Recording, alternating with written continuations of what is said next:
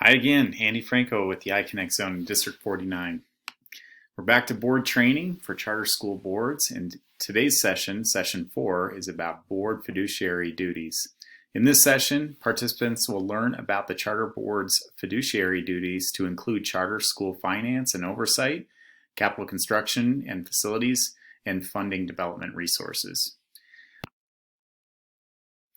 Before we go too much further, I'd just like to recognize that Brett Ridgway, the Chief Business Officer, and Pedro Almeida, the Chief Operations Officer in District 49, were the developers of this content. Thank you to Brett and to Pedro. Let's start our conversation with a discussion about local control. What do people think local control is? Oftentimes it's confused with the concept that it's freedom in everything. You can make any decision that you want because you're the local authority.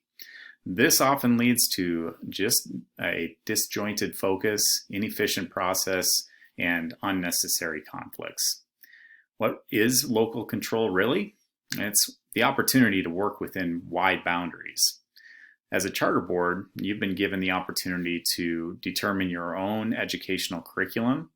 You can set some standards for the school as far as student performance is concerned, and you have some authority over your business and operational decisions. There are some flexibilities and there are some guidelines that go along with this. Where is local control established? Well, it starts with the charter school authorizer. Because charter schools use public funds, local funds, the local elected representatives, or the Board of Education in the school district in which you operate, are accountable to the public for those dollars. All charter boards of directors are accountable to the Board of Education in the district of which they're authorized. The exception to this, of course, is if you're authorized through the state agent, the Colorado Charter School Institute. So what's the best approach then? Well, it's best to collaborate with your authorizer. Your authorizer is not your enemy. We want to help. We're here to support your school and the decisions that you need to make. So let's talk a little bit about the fiduciary responsibilities of the charter school board. Fiduciary duties fall into two broad categories: the duty of loyalty and the duty of care. Okay, but to whom are you responsible? Fiduciary relationships are service relationships in which fiduciaries provide to the entrustors or your customers services that public policy requires or encourages. So who are your customers? It's really the families that you serve. You also have a relationship with your authorizer, and you have a relationship with your community. Given the nature of the work that you do in a school, in a public school, the first thing that you want to really make sure you have is liability protection. Educators' legal liability insurance is a requirement for all charter schools. And let's be honest, there can be mistakes made both at the board level and at the teacher level and at the administration level. You want to make sure that your staff and your organization are protected as you're serving your community.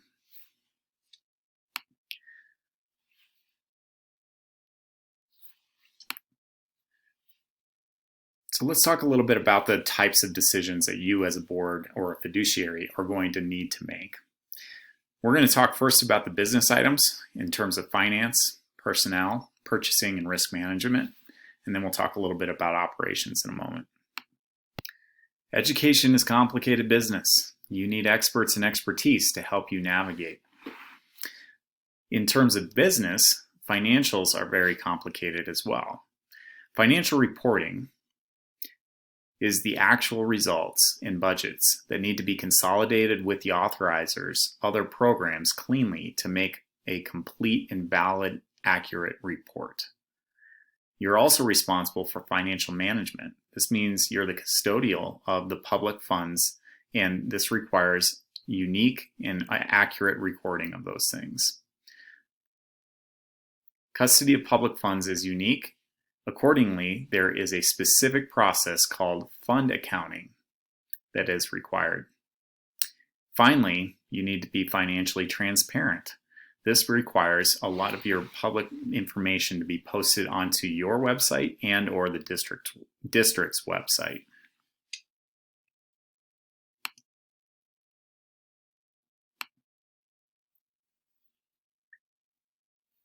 The school finance funding political aspects include constitutional amendments such as the Tabor Act, Gallagher, Act 23, 64, 70, 73. In other words, there are a lot of different factors that go into public school financing. As a board, you should have some familiarity with some of these things. You don't have to be an expert, but you should have an expert that you can rely on in times of question or need. You should also understand things like the budget stabilization factor, otherwise known as the negative factor. You should understand the interim committee on school finance, unfunded and partially funded mandates, and compassionate assignment. These are all things that will come up in your budgetary discussions, and if you don't have expertise in this area, you should really have somebody that you can rely on to help you be informed. The next area that we want to cover is personnel. Hiring. That's your responsibility as an organization. What can you ask and what can't you ask? Who are you asking? These are things that need to be considered by your administration, but really need to be understood by your board as well. The staff evaluation process. Lots and lots and lots of statutory requirements go into employing educators and educating students. You need to make sure that you understand what the requirements are in different state bills or Senate bills, and understand things like the evaluation process, para, Department of Justice reports, etc. At times, your organization will face adversity around the personnel requirements. At times, you will need to do investigations, and you will need to discipline staff, and you will need to understand how to separate away from a staff member. These are things that you really want to rely on expertise from either legal counsel or a HR specialist.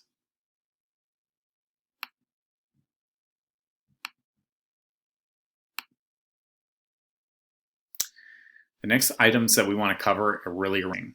So a request for proposals is required for tangible items. The good news is you can leverage other people's work. You don't always have to put together a request for proposal for every item that you want to purchase. Requests for proposals or RFPs are good for major service items that need to be conducted at your site. Only periodically, for transparency to encourage competition, are RFPs needed. Understand as a board that there is a big difference between purchasing and procurement. A lot of times the big differentiator for purchasing and procurement is the amount of money that will be spent. For purchasing items such as supplies and materials at your school, you can go ahead and follow your purchasing process. If you need to buy major items or capital goods, you need to go through a procurement process, which requires an RFP and a competitive bid. Be aware of the different types of purchasing and procurement processes that are out there. And again, utilize an expert in these areas if you don't have one.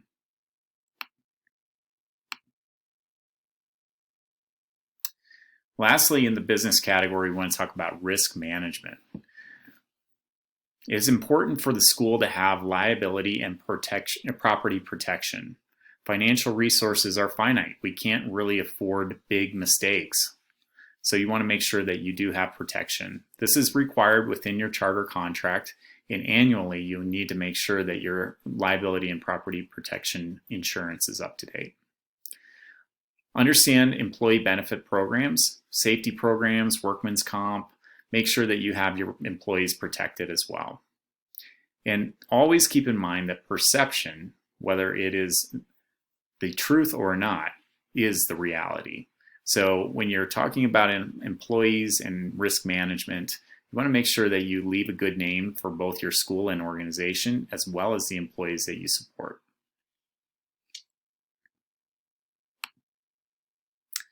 Let's move into the topics that are more operational items. These are some of the things that you as a board will need to oversee as well. Nutrition services, safety and security, transportation, and facilities. Let's talk about nutrition services. This is probably the most highly regulated program in public education. If you want it, you have to play by their rules, they being the federal government, all of their rules. The menu, equipment, procurement, it's not easy to feed hundreds of kids in less than an hour. So understand that if you are providing school lunch services, that you really do need to have somebody that has some expertise in nutrition services, either employed or supporting your school.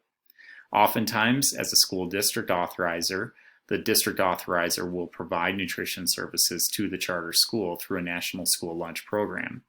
If you go it alone, you can do that. Just understand the rules and expectations that are tied to the program. Let's talk a little bit about safety and security. Every school is required to develop a school safety plan. To do this, it's critical that you involve key stakeholders in your school safety discussions. This includes your school accountability committee. Make sure that you have input and make sure that you are drafting a plan that is readily available for public use and public review. Transportation. Transportation is not a requirement or obligation of the charter school, except under IDEA and the McKinney-Vento Act. Under IDEA, students who are on an IEP or an individualized education plan that requires transportation does make it an obligation of the school to provide transportation for that student. Under the McKinney-Vento Act, or the act that allows homeless students to attend public school without having to move schools, it requires the school to provide transportation for a student who registers as a homeless student. Your administration should understand these aspects, and you as a board should oversee the transportation needs that you have as a school. Most often, charter schools provide limited transportation and therefore have carpool as their main source of transportation. Just keep in mind that carpool is the first and last experience your families will have at the school on a daily basis. How do you want this experience to go? It should be a good experience and one that needs a lot of attention as far as planning and operation. Make sure that you have good conversation with your administration about how this will work at your school.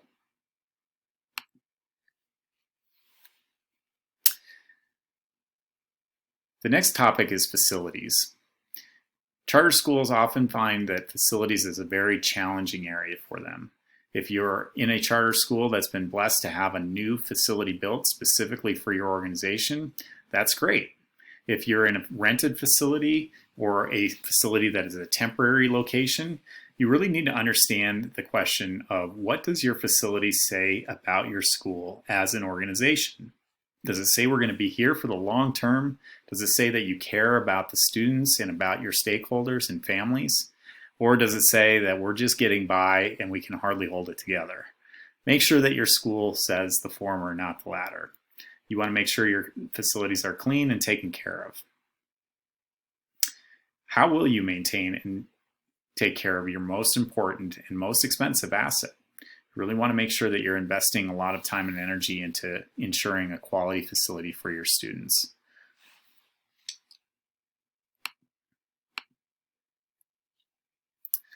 To wrap things up, let's just say that fiduciary duties are challenging. It's scary, but it's worth it. As long as you are well informed and acting with loyalty and acting with care, you will be all right. Don't be the lone wolf. Be your own self, but have a team too. And remember that as a charter authorizer, we are on your side. Look for your assignments in the Schoology folder, and we'll look forward to seeing you in session 5.